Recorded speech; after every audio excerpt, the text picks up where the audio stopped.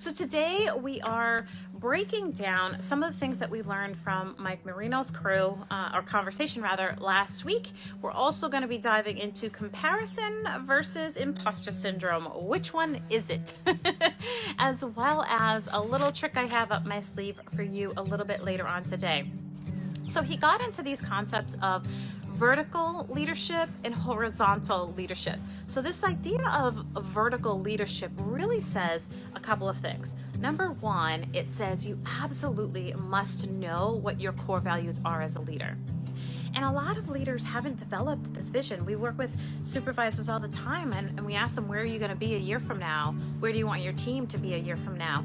And they have no idea because they've been spinning this whole time trying to figure out where they're going to be today. So Mike Marino talks a lot about this vertical level of leadership. Knowing your vision, knowing your purpose, knowing your core values, right? And being consistent and persistent in the delivery of them. Only when you focus on this vertical piece can then you then go out to this horizontal level of leadership, which is, about your teams. We have a lot of supervisors and small business owners and leaders who struggle with this very question. Am I good enough? Am I an imposter?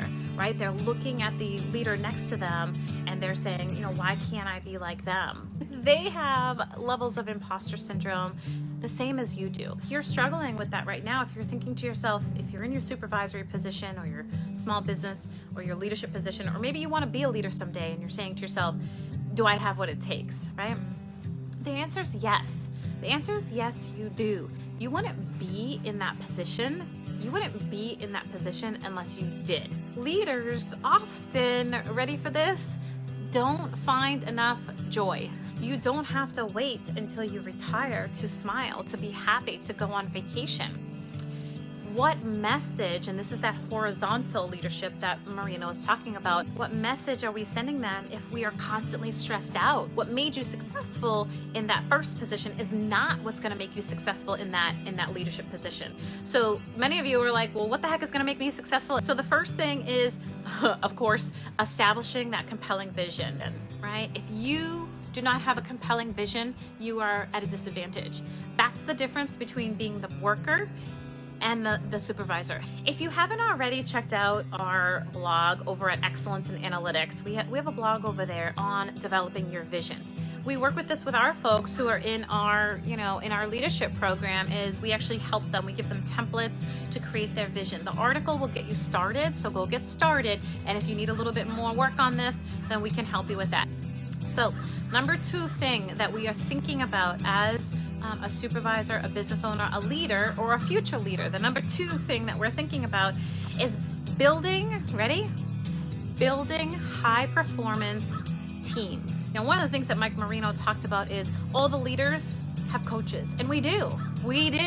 So if you're missing the boat on that, if you want to be part of a team who's been there, done that, and can help bring you to that next level, then reach out to us and we'll get on a call and figure out how we can help build this piece for you. Thinking every single week, what can I do to lead my team? How can I align my team with the vision that's so crystal clear, right? Do I know my team? Do I know them inside and out? Do I know them as humans, not just as workers, right? And there's multiple ways to do that.